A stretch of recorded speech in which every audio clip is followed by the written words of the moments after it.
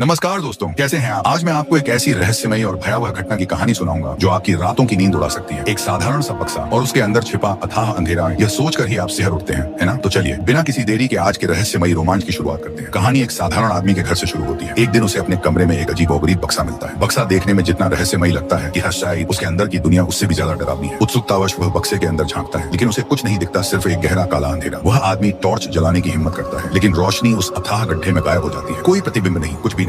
उत्सुकतावश वह उसका आदेश नहीं मानता। वह सोचता है बक्सा कितना गहरा हो सकता है, इसीलिए वह एक पेंसिल निकालता है। उसके मन में सवाल उठता है, क्या वाकई यह एक गहरा गड्ढा है? वह पेंसिल उसमें फेंक देता है, लेकिन काफी समय बीत गया, कोई आवाज नहीं आई, पेंसिल हवा में गायब हो गई। आदमी हैरान था। उसने अपनी पत्नी को इसके बारे में बताया। उन्हें लगा कि यह कचरा फेंकने के काम आ सकती है, लेकिन उन्हें नहीं पता था कि यह डिब्बा उनके जीवन में अंतहीन आपदा लाने वाला है। तभी कहानी ने एक नया मोड़ लिया। आदमी के एक समलैंगिक दोस्त ने उसे एक रहस्यमयी उपहार भेजा। आदमी ने उत्साह से डिब्बा खोला और उसने देखा, अरे यह अंदर से काला था, वही अंधेरा। उसने तुरंत अपने दोस्त को बुलाया और पूछा कि यह क्या है, लेकिन उसके दोस्त की प्रतिक्रिया अब तक अप्रत्याशित थी। जैसे ही उसने उसकी बात सुनी, वह डर के मारे भागने लगा। अपने दोस्त को इतना डरा हुआ देखकर आदमी की जिज्ञासा और भी बढ़ गई। उसने सोचा, क्या इन दोनों डिब्बों के बीच कोई संबंध है? वह फिर से पहले डिब्बे के पास गया। उसने टॉर्च जलाई, वही अंधेरा।